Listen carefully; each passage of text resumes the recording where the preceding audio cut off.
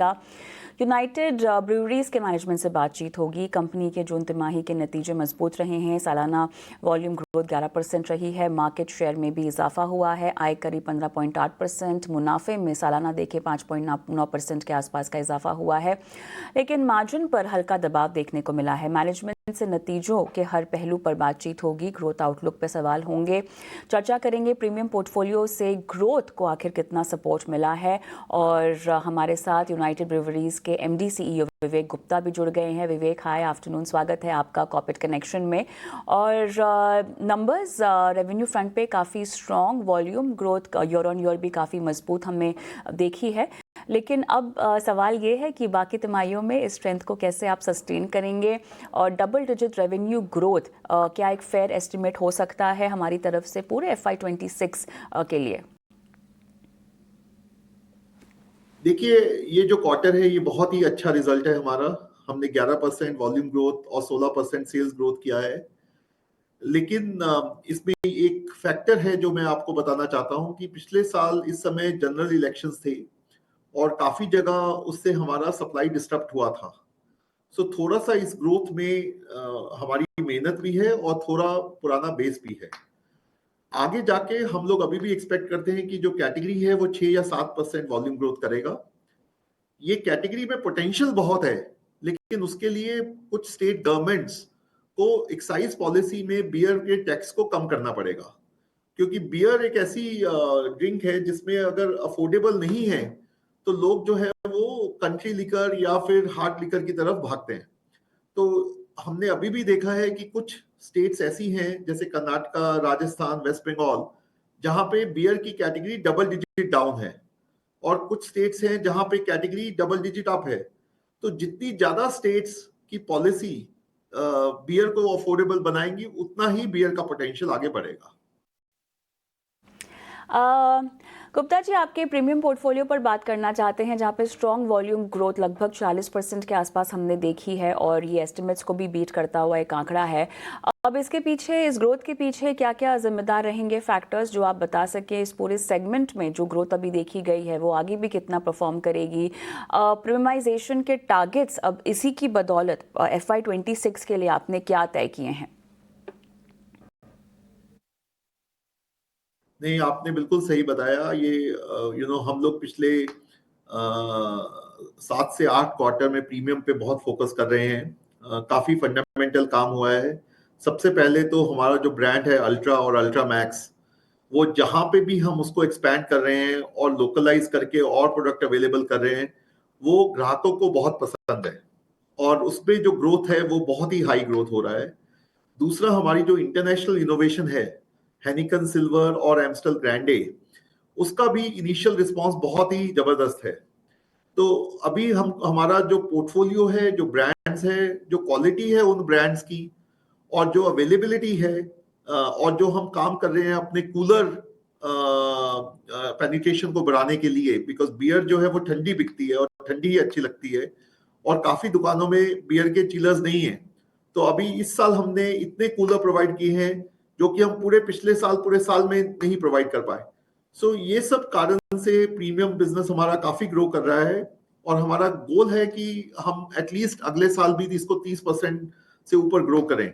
लेकिन इसमें कॉन्टिन्यूसली हमको एग्जीक्यूशन करना पड़ेगा, लेकिन हमारे प्रोडक्ट्स की क्वालिटी बहुत बेहतर है और मेरे को पूरा विश्वास है कि जब हम ये काम करेंगे हर स्टेट में तो ये ग्रोथ बनी रहेगी। ऑलराइट गुप्ता जी, यहाँ पर थोड़ा सा अगला सवाल जो हमें आपसे पूछना होगा वो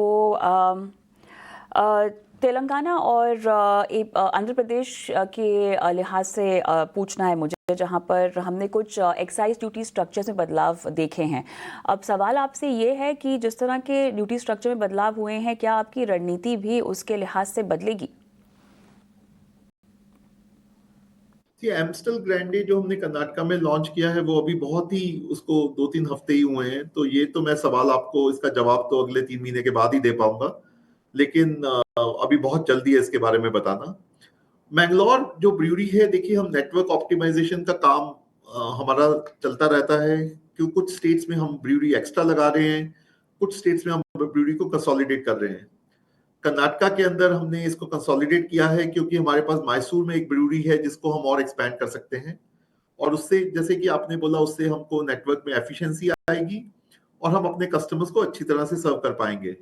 लेकिन जैसे आपने मैंगलोर का नाम लिया, ये हमारे मैंगलोर की टीम ने वहां बहुत मेहनत की इतने सालों से, और मेरे को उन पे बहुत गर्व है कि जब हमने उनको ये डिसीजन बताया तो सब लोगों ने मिलके इसको माना और बहुत ही स्मूथली हमारा वो ऑपरेशन क्लोज हुआ है। देखिए, आंध्रा और तेलंगाना में दो अलग अलग स्टेट्स हैं। आंध्रा के अंदर जो पॉलिसी है उसको मैं बहुत वेलकम करता हूँ, और उसमें अभी भी स्कोप है कि कंज्यूमर को, जैसे परमिट रूम्स वहां पे अलाउड नहीं है, कि अगर वो अलाउ हो जाएं तो लोग जो है हम बोलते हैं कि बियर बैठ के पिए तो बेटर है, बल्कि वो घर लेके जाके या फिर किसी और माध्यम से। तो आई थिंक कर्नाटक, हम आंध्रा की पॉलिसी को वेलकम करते हैं, और हमने वहां पे एक और ब्रूरी में भी इन्वेस्ट किया है उसको लीज करने के लिए, और हमने काफी तरह से कस्टमर को सप्लाई करने की कोशिश की है और हम करते रहेंगे। तेलंगाना तो बहुत ही हाई कंजम्पशन स्टेट है बियर के लिए।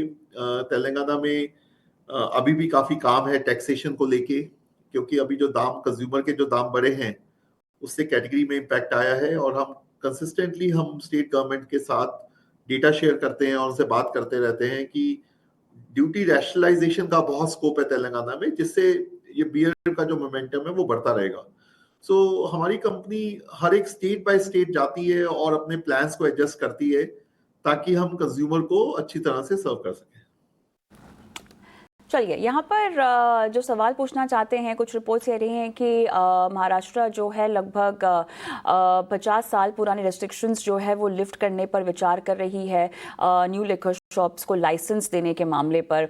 अब पूरी इंडस्ट्री के लिहाज से तो इस खबर को आप कैसे देखते हैं, और साथ ही कंपनी पर कितना बड़ा इम्पैक्ट, और फिर रणनीति में क्या बदलाव होंगे या कितने एग्रेसिव होंगे आप? देखिए, मैं हमेशा बोलता हूं कि बियर के अंदर जो है वो तीन मेन कारण है जिसके कारण कैटेगरी बढ़ती है। पहला है अफोर्डेबिलिटी, दूसरा है अवेलेबिलिटी, और तीसरा है अवेयरनेस। अगर अगर बियर जल्दी से कंज्यूमर को उपलब्ध होगी तो उससे बियर का सेल बढ़ेगा, और जो कंज्यूमर है वो ज्यादा कंट्री लिकर होती है या देसी शराब होती है या फिर हाई अल्कोहल क्वांटिटी की लिकर है उसको कम लेगा। क्योंकि बियर क्या होता है, वो ठंडी पीना चाहते हैं, और बियर को लेके जाने में उनको थोड़ा दिक्कत भी आती है क्योंकि ये ग्लास बॉटल्स होती हैं या कैंस भी बड़े होते हैं। तो इसलिए जितने ज्यादा दुकानें कंज्यूमर के पास होंगी उतना कैटेगरी का सेल बढ़ेगा। तो हम देखते हैं कि ये पॉलिसी कब आती है तो उस पर असेस करेंगे, लेकिन इन जनरल अगर ज्यादा दुकानों में बियर होगी और ज्यादा पास होगी, अगर आप बाकी कंट्रीज में देखोगे तो बियर तो सुपरमार्केट्स में भी बिकता है, क्योंकि ये मॉडरेट ड्रिंक है, ये लो अल्कोहल ड्रिंक है, ये एक रिफ्रेशिंग ड्रिंक है, ये एक नेचुरल ड्रिंक है। तो एनी जो भी मूव जिसमें अगर दुकानें बढ़ती हैं उसको हम वेलकम करेंगे। और मिस्टर गुप्ता, चलिए, सवाल तो हमारे पास ख़त्म हुए हैं, लेकिन आपने हमें समय दिया, तमाम सवालों के जवाब दिए, नतीजों पर बातचीत की। बहुत बहुत धन्यवाद आपका। मानस जायसवाल हमारे आज के मेहमान हमारे साथ जुड़े हुए हैं। मानस, यूनाइटेड ब्रेवरीज के काफ़ी दमदार नतीजे और काफ़ी शानदार आउटलुक भी जो बातचीत करके समझ में आ रहा है। बताइएगा, आपने रणनीति के लिहाज से क्या कोई सुझाना ही है स्ट्रैटेजी? तो देखिए, शॉर्ट टर्म चार्ट्स पे हायर टॉप हायर बॉटम बने जरूर थे, लेकिन अब स्टॉक ने हायर लेवल पे रेजिस्टेंस फेस किया है। 2100 के आसपास सेलिंग प्रेशर देखने को मिला है। अब आपको थोड़ा कॉशियस रहना चाहिए। अगर स्टॉक 1975 के नीचे फिसलेगा तो फिर गिरावट वापस बढ़ जाएगी, इसलिए 1975 के नीचे स्टॉप लॉस जरूर लगाइए अगर आपके पास लॉन्ग पोजीशन है तो। चलिए, यूनाइटेड ब्रेवरीज पर फिलहाल आपने ये रणनीति बताई, और हमारे साथ इस वक्त हमारी सहयोगी स्नेही भी जुड़ गई हैं जो नतीजों का एनालिसिस कर रही हैं अनुमान के लिहाज से। नेस्ले पर इन्होंने जो है अपना अनुमान बनाया है, लेकिन एक छोटा सा ब्रेक लेते हैं। ब्रेक के उस पार स्नेही से जुड़ते हैं और नेस्ले इंडिया